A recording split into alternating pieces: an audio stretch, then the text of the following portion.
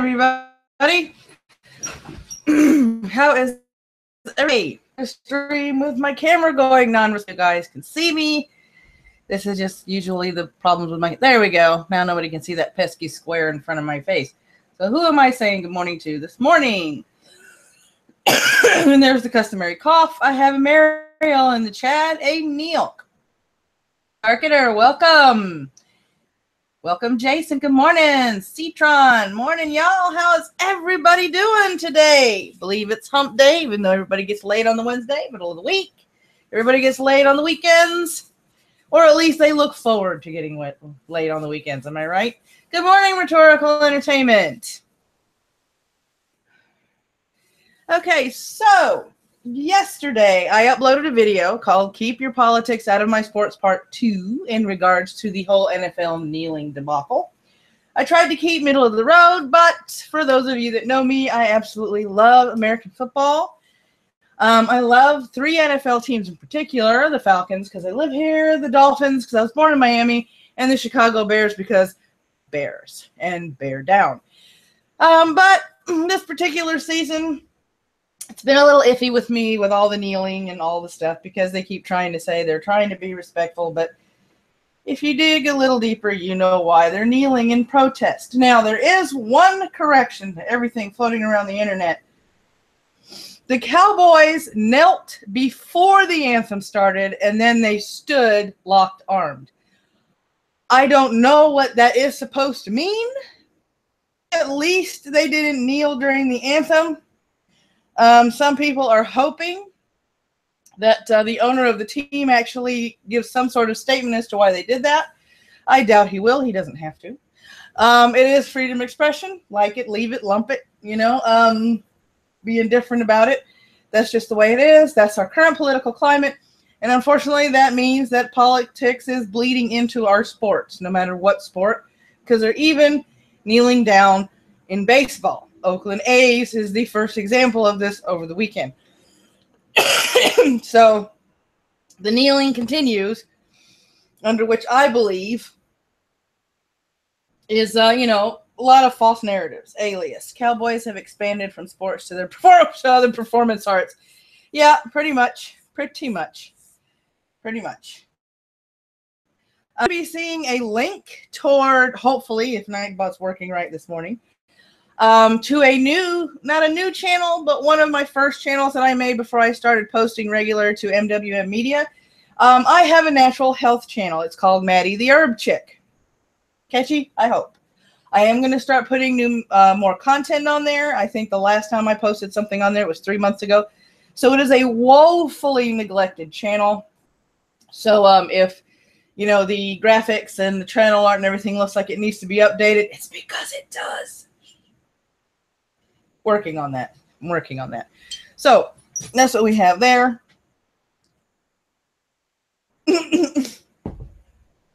Super interpretive dance of 2022.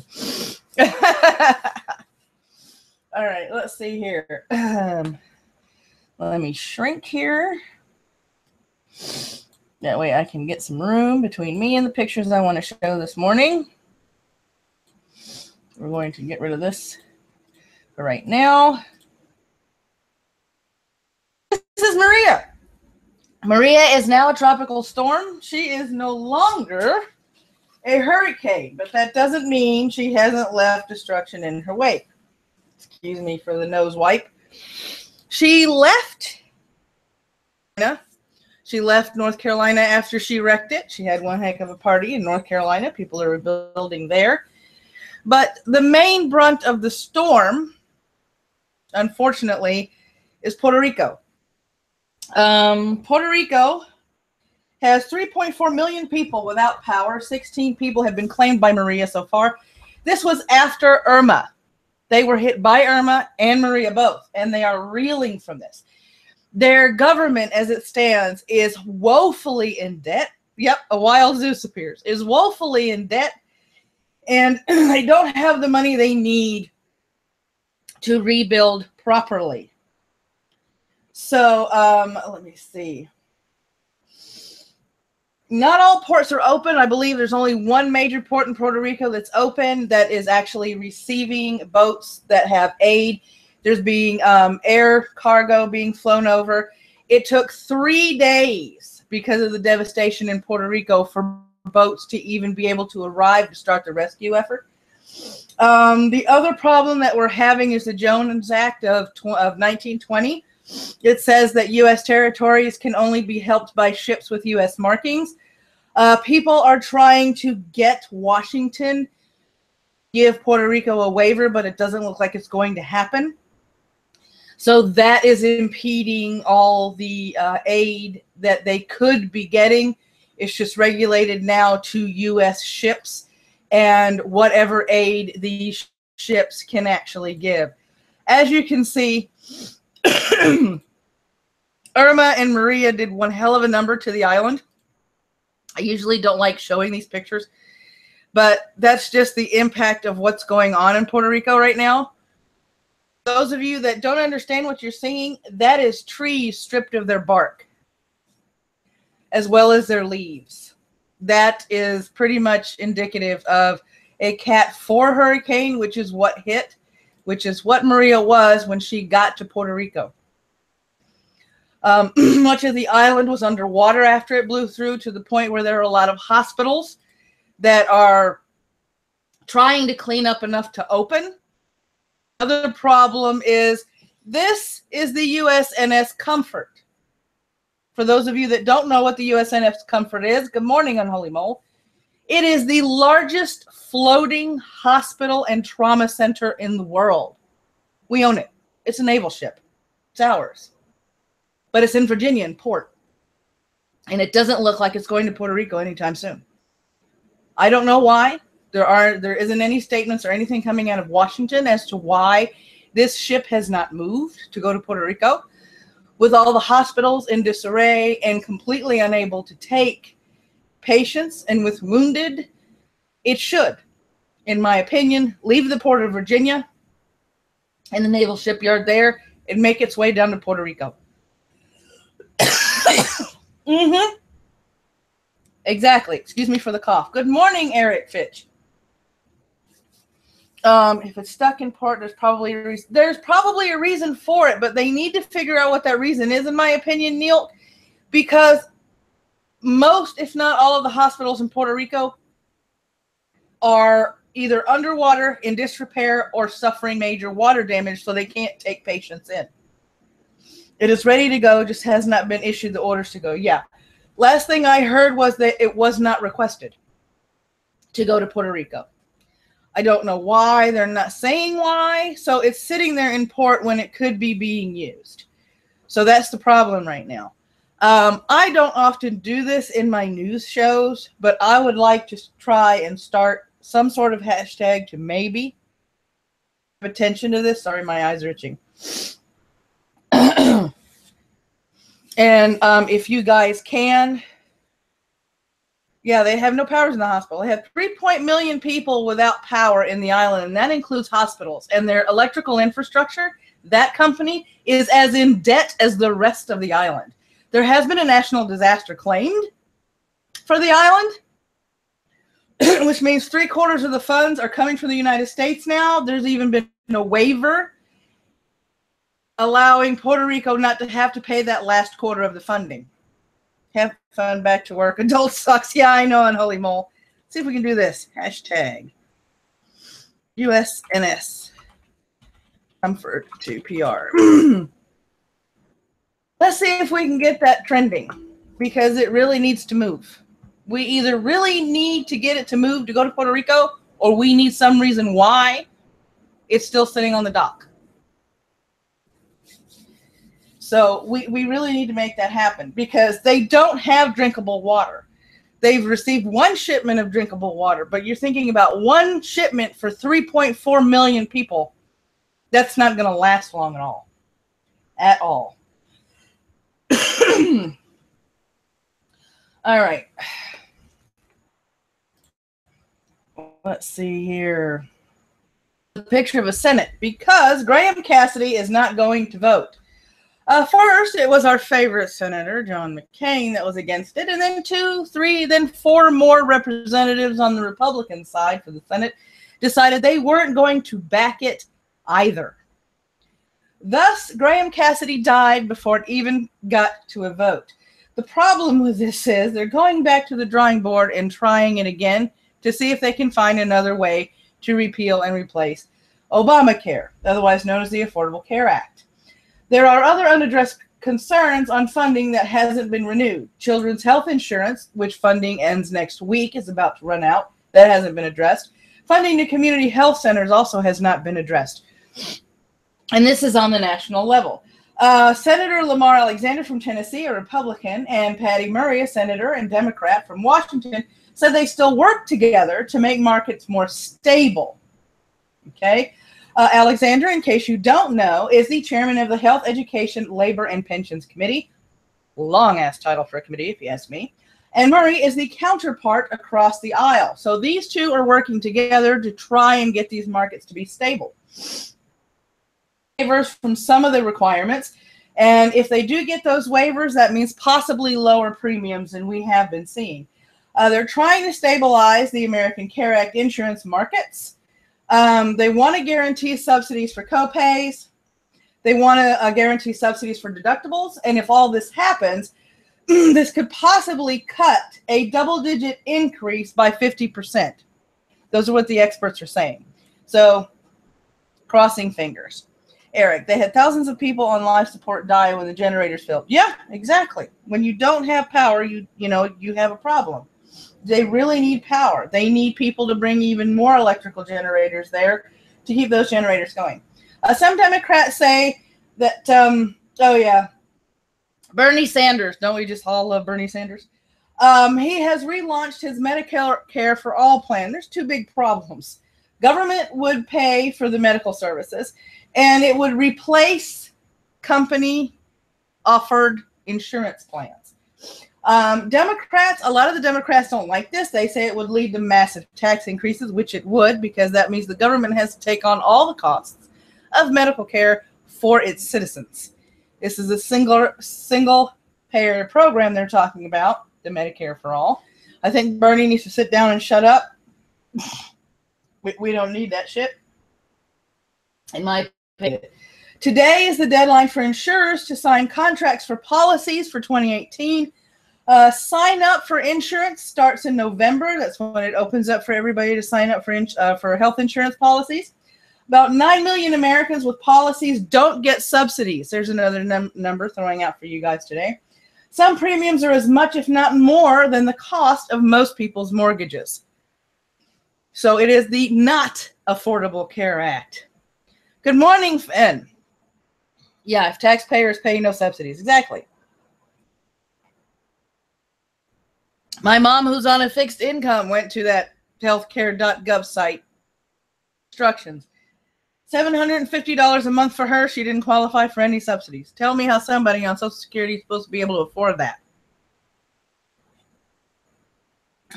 It's just what, yeah.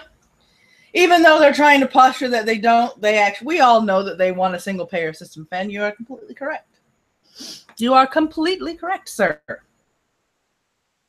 In the latest round of North Korea, China, and yours truly, the U.S., Trump tweeted out September 23rd, just heard Foreign Minister of North Korea speak at UN. If he echoes thoughts of Little Rocket Man, they won't be around much longer. Well, North Korean Foreign Minister Ri Yong-ho said that was a declaration of war. Now, how you can declare a war when the war never ended is far beyond me, because we're at a ceasefire with North Korea. We never ended the Korean War. So how are you supposed to declare something that never ended? People ain't thinking. In response to the back and forth of Trump and North Korea, China's looking for diplomacy and a diplomatic resolution to the problem. Continuing the war would be disastrous, because we all know if the war actually sparks back up again, there's going to be nuclear ramifications this time, because Kim Jong-un is itching to hit a button. He really is. The problem with healthcare is that we have insurance at all. Put it back in the free market. Exactly, Fen. It should be free market.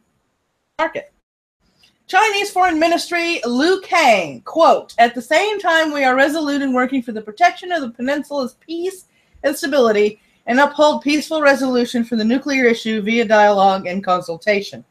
So that's straight out of China. That is a Chinese foreign minister representative. And yes, his name is Liu Kang. I kind of had a giggle about that this morning, because I had, like, Mortal Kombat flashbacks with that name. Now, Tillerson is expected to visit China later this week. China is angry at North Korea for defying the sanctions, but we all knew that they were going to defy the sanctions. Sanctioning a madman never works. Good morning, Jason. I said Liu Kang without the I. Close. Let's see. North Korean Foreign Minister Ri Yong-ho said any U.S. warplanes would be shot down if they fly near the Korean peninsula, after he asserted that Trump declared war on North Korea. So he thinks that tweet means we're declaring war on them, when they're the ones posturing, when they're the ones threatening, when they're the ones test firing all these missiles. We're the ones declaring a war that never ended. I'll let you think about that one. Right? Alias. If we're going to go that route, a massive spree of trust and monopoly busting is vital. Yeah, it is. Obamacare should have never happened. Obamacare is an overbloated, overhyped, and overpriced program. It put us trillions in debt.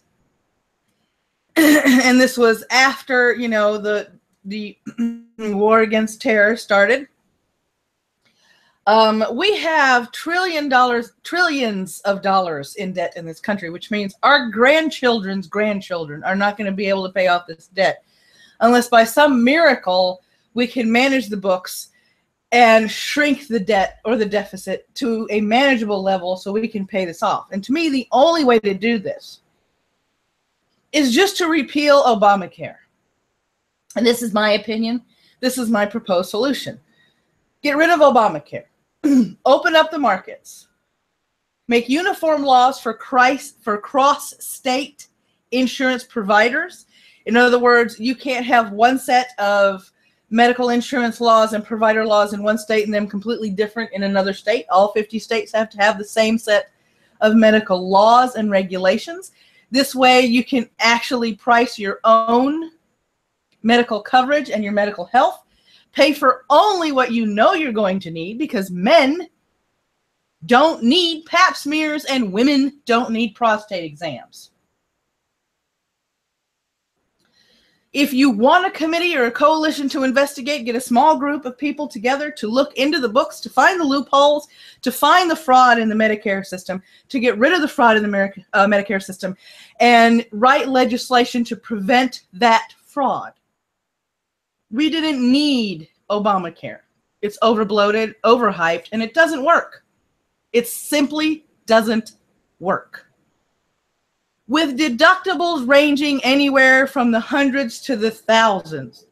Means you have to spend, let's say you have a deductible of $2,000 and you're only paying $250 a month for this Obamacare. It means you have to come out of pocket for those $2,000 before the government ever starts covering your medical expenses. So what's the point in having medical insurance to begin with? What's the point? If I have to spend $2,000 of my money before anybody ever helps me with my medical expenses, it's not worth it to me. It's not. And you're forcing everybody to pay for this. It was the worst idea Obama ever had, and he had a lot of bad ideas. He had a lot of freaking bad ideas. Let me see here. Go back. All notes. All right, so this morning I watched a few videos and I want to share them with you. The first one on the list is on Cog Grinder's channel. For those of you who know the name Markov, for those of you that know the name Red Pill Ghost, he's back. And this idiot thinks that rhetorical entertainment is Zephanorian from Zeph Empire. And Cog Grinder actually uploaded a video titled Unmasking an Unknown Agent, where he, in the video, actually modifies the modifications done to Mr. Agent's voice. And you can literally hear Markov clearly in the video after he does that. So give that a look. So any of you that absolutely like to pick on Markov, I'm not endorsing that on this channel. I'm just saying he's back. Free Speech and Boobs by Rurik Varangian. And this is a hilarious freaking video. Y'all have got to check this out. It had me in stitches last night. Jay said, oh, come on now. Obama's worst idea was running for president. Yeah, okay. His worst idea was running for president. Third recommended video is titled A Friendly Chat About Vegans, which is a collab. And you can find that on Amanda Wolfchild's channel. Very well put together collaboration, very well put together video. And the last one on the list is from somebody that is in the live chat, Alias Arketer. The title of the video is No, 1984 Wasn't Pro-Establishment and True Horror. Check it out. It's very insightful. It's very informative. He's got his own brand of humor. I like it. I'm going to be watching more of his stuff, and I think you guys should too. So those are the recommended videos for the day. And now I am going back to my notebook because we are going to cover some cringe. Now, for those of you that know the Gothic comic book Preacher and also know an organization that hasn't been sanctioned by the Vatican that are claiming to be Catholic, this wonderful cringy article is titled Preacher Causes Outrage Amongst Christians for Graphic Jesus Sex Scene. And there goes the monetization for this freaking live chat. The latest episode of Preacher, currently on season 2, has received a probably entirely expected backlash.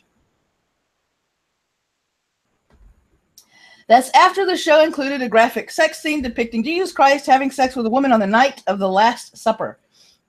Though they're shown in various positions only in silhouette, there's a lot of pretty descriptive talk about what they're doing.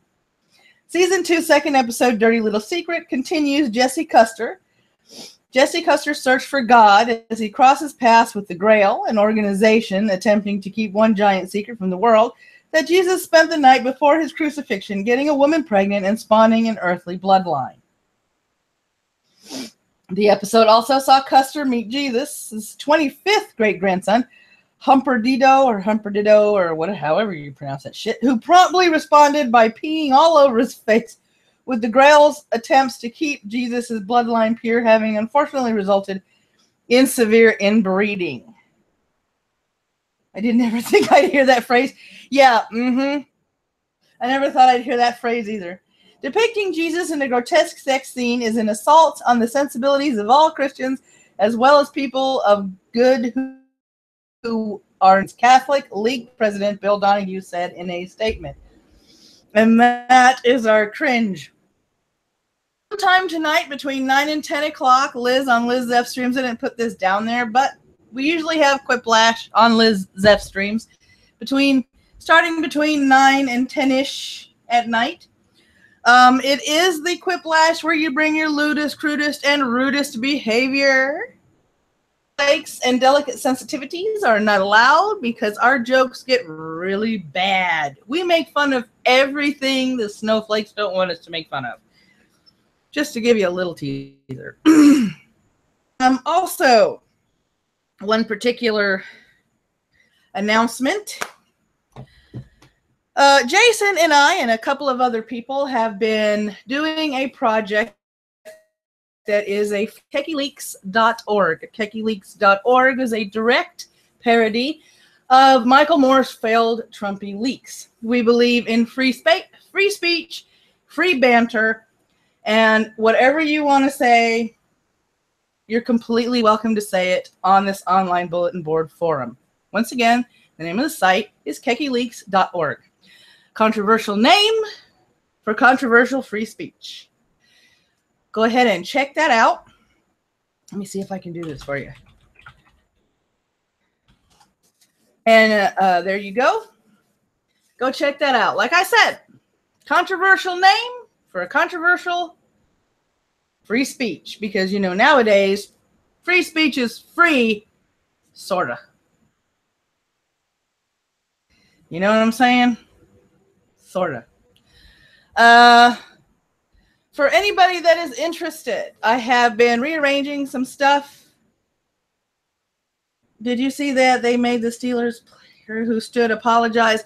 There is a story behind that. I actually watched Philip DeFranco this morning. He was not supposed to be the only one standing there. It was a mistiming. It was a miscue.